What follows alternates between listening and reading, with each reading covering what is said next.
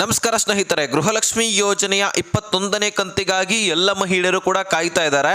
So ಇದಕ್ಕೋಸ್ಕರನೇ ಹಣಕಾಸು ಇಲಾಖೆಯಿಂದ ಮಹಿಳಾ ಮತ್ತು ಮಕ್ಕಳ ಅಭಿವೃದ್ಧಿ ಇಲಾಖೆಗೆ ಸುಮಾರು 5,000 ಕೋಟಿ ಹಣ ರಿಲೀಸ್ ಆಗಿದೆ.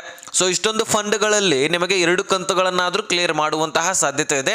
ಅದರ ಪೈಕಿ ಈಗ 21ನೇ ಕಂತಿನ ಹಣ ಜಮಾ ಮಾಡಲಿಕ್ಕೆ ಪ್ರಾರಂಭ ಆಗಿದೆ. ಹೌದು, ಈಗಾಗಲೇ ಕೆಲವೊಂದಿಷ್ಟು ಜಿಲ್ಲೆಗಳಲ್ಲಿರ್ತಕ್ಕಂತಹ ಫಲಾನುಭವಿಗಳಿಗೆ ಜಮಾ ಆಗಿದೆ. ಹಾಗಾಗಿ ಇನ್ನು ನಿಮ್ಮ ಖಾತೆಗಳಿಗೆ ಜಮಾ ಆಗ್ತಾ ಇರುವಂಥದ್ದು ಇನ್ನು ಯಾವ ಜಿಲ್ಲೆಗಳಿಗೆ ಇವತ್ತು ಜಮಾ ಆಗ್ತಾ ಇದೆ. ಈ ಒಂದು 21ನೇ ಕಂತು ಈ ಕೆಲವೊಂದಿಷ್ಟು ಜಿಲ್ಲೆಗಳಿಗೆ ಹಣ ಜಮಾ ಆಗ್ತಾ ಇದ್ದು, ಹಾಗಾದರೆ ಬನ್ನಿ ಯಾವ ಜಿಲ್ಲೆಗಳಿಗೆ ಹಣ ಜಮಾ ಆಗ್ತಾ ಇದೆ, ಎಷ್ಟು ಹಣ ಜಮಾ ಆಗಬೇಕಾಗಿದೆ, ಎಷ್ಟು ಜಮಾ ಈಗ ಸದ್ಯಕ್ಕೆ ರಿಲೀಸ್ ಮಾಡ್ಕೊಂಡಾಗಿದೆ, ಏನಿದು ವಿಷಯ, ಗೃಹಲಕ್ಷ್ಮಿ ಯೋಜನೆಗೆ ಸಂಬಂಧಪಟ್ಟಂತಹ ಪ್ರತಿಯೊಂದು ಮಾಹಿತಿಯನ್ನು ನಿಮ್ಮ ಮುಂದೆ ಇಡಲಿಕ್ಕೆ ನಾನು ಪ್ರಯತ್ನ ಮಾಡ್ತೀನಿ. ಸೊ ಆದಷ್ಟು ವಿಡಿಯೋನ ಕೊನೆವರೆಗೂ ವಾಚ್ ಮಾಡಿದ್ರೆ ಇಲ್ಲಿ ನಿಮಗೆ ಸಿಗ್ತಕ್ಕಂತಹ ಮಾಹಿತಿ ಕ್ಲಿಯರ್ ಆಗಿ ಅರ್ಥ ಆಗುತ್ತೆ. ಅದಕ್ಕೆ ಸಬ್ಸ್ಕ್ರೈಬ್ ಮಾಡಿಕೊಂಡು ನೋಟಿಫಿಕೇಶನ್ ಆಲ್ ಅಂತ ಸೆಟ್ ಮಾಡ್ಕೊಳ್ಳಿ. ಈಗ ನಾವು ನೇರವಾಗಿ ಟಾಪಿಕ್ಗೆ ಬರೋಣ. ಸ್ನೇಹಿತರೆ, ಈ ಗೃಹಲಕ್ಷ್ಮಿ ಯೋಜನೆಗಾಗಿ ಕಾಯ್ತಾ ಇರತಕ್ಕಂತಹ ಮಹಿಳೆಯರು ಸುಮಾರು 1.5 ತಿಂಗಳಾಯಿತು. ಇನ್ನೂ ಕೂಡ ಹಣ ಜಮಾ ಆಗ್ತಾ ಇಲ್ಲ. ಇಂದು ಜಮಾ ಆಗತ್ತೆ, ನಾಳೆ ಜಮಾ ಆಗತ್ತೆ ಅಂತ ಕಾಯ್ತಾನೆ ಇದ್ದಾರೆ.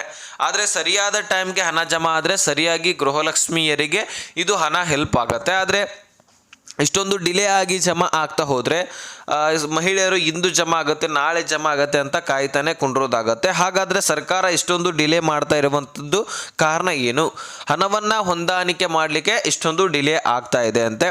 ಹೌದು, ಈಗ ಏಪ್ರಿಲಲ್ಲಿ ಕೂಡ ನೀವು ನೋಡಿರ್ಬೋದು, ಹೊಸ ಬಜೆಟ್ ಕೂಡ ಪ್ರಾರಂಭವಾಗಿತ್ತು. ಅಲ್ಲಿ ಕೂಡ ಕಳೆದ 2 ತಿಂಗಳ ಹಣ ಜಮಾ ಆಗಿರಲಿಲ್ಲ, ಅಲ್ಲಿ ಕೂಡ ಪೆಂಡಿಂಗ್ ಉಳಿದಿತ್ತು. ಅಲ್ಲಿಂದ ಇಲ್ಲಿವರೆಗೂ ಕೂಡ ಸರಿಯಾಗಿ ಹಣನೇ ಜಮಾ ಆಗಿಲ್ಲ. ಯಾಕಂದರೆ ಹಣವನ್ನು ಹೊಂದಾಣಿಕೆ ಮಾಡಲಿಕ್ಕೆ ಟೈಮ್ ತೊಗೊಳ್ತದಂತೆ.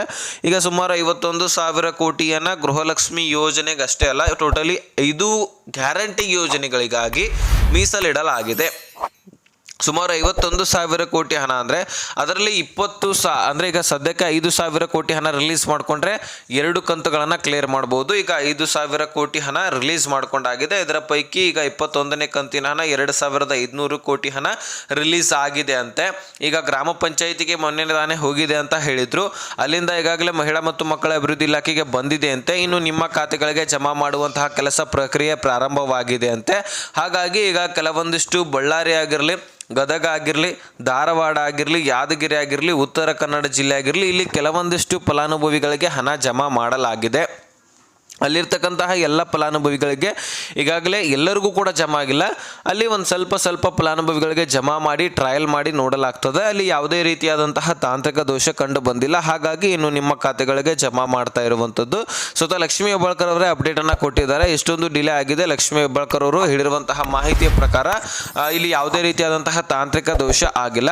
3 ತಿಂಗಳಿಗೊಮ್ಮೆ ಬರುತ್ತೆ ಅಂತ ನೀವು ಅನ್ಕೊಂಡಿದ್ದೆ ಆದರೆ ಅದು ತಪ್ಪು ಕಲ್ಪನೆ. ಇಲ್ಲ, ಪ್ರತಿ ತಿಂಗಳು ಕೂಡ ನಾವು ಹಣ ಜಮಾ ಮಾಡ್ತೀವಂತ ಎಲೆಕ್ಷನ್ ಕಿಂತ ಪೂರ್ವವೇ ಹೇಳಿದ್ದೀವಿ. ಹಾಗಾಗಿ ಈಗಲೂ ಕೂಡ ಹೇಳ್ತಾ ಇದ್ದೀವಿ, ಪ್ರತಿ ತಿಂಗಳು ಕೂಡ ಗೃಹಲಕ್ಷ್ಮಿಯರಿಗೆ ಗೃಹಲಕ್ಷ್ಮಿ ಹಣ ಹೋಗುತ್ತೆ.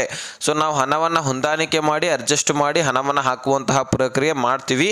ಆದರೆ 3 ತಿಂಗಳಿಗೊಮ್ಮೆ ಜಮಾ ಆಗುತ್ತೆ ಅಂತ ಅನ್ಕೊಂಡಿದ್ರೆ ಅದು ತಪ್ಪು ಕಲ್ಪನೆ ಆಗಿರುತ್ತೆ. ನಾವು ಪ್ರತಿ ತಿಂಗಳು ಕೂಡ ಜಮಾ ಮಾಡ್ತೇವೆ ಅಂತಕ್ಕಂತಹ ಅಪ್ಡೇಟನ್ನು ಇಲ್ಲಿ ಸ್ವತಃ ಲಕ್ಷ್ಮೀ ಹೆಬ್ಬಾಳ್ಕರ್ ಅವರು ಕೊಟ್ಟಿದ್ದಾರೆ. ಹಾಗಾಗಿ ಯಾರು ಕೂಡ ತಲೆ ಕೆಡಿಸ್ಕೊಳ್ಳುವಂತಹ ಅವಶ್ಯಕತೆ ಇಲ್ಲ. ನಿಮ್ಮ ಖಾತೆಗಳಿಗೆ ನಿಮ್ಮ ಹಣ ಬರುತ್ತೆ ಅನ್ನುವಂತಹ ಭರವಸೆಯನ್ನು ಕೊಟ್ಟಿದ್ದಾರೆ.